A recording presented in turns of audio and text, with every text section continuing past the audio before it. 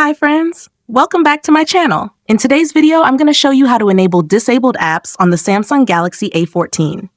If you're new here, don't forget to subscribe and give this video a thumbs up. Now, let's dive in. Step 1.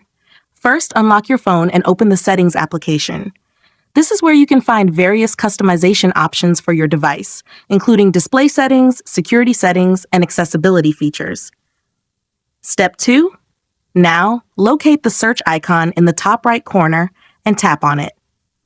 The search feature makes it much easier to find specific options without having to scroll through multiple menus manually. Step 3. In the search bar, type apps and wait for the search results to appear. Step 4. After performing the search, find the apps option from the search results and tap on it. Step 5. Now, tap on the menu icon, usually 3 vertical dots in the top right corner. Then select Disabled and tap OK. This will show a list of all the apps that are currently disabled on your phone. Step 6.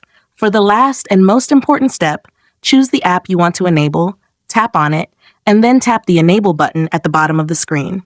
The app will be immediately restored and ready to use. If you found this tutorial helpful, don't forget to give it a thumbs up and subscribe to my channel for more great tips.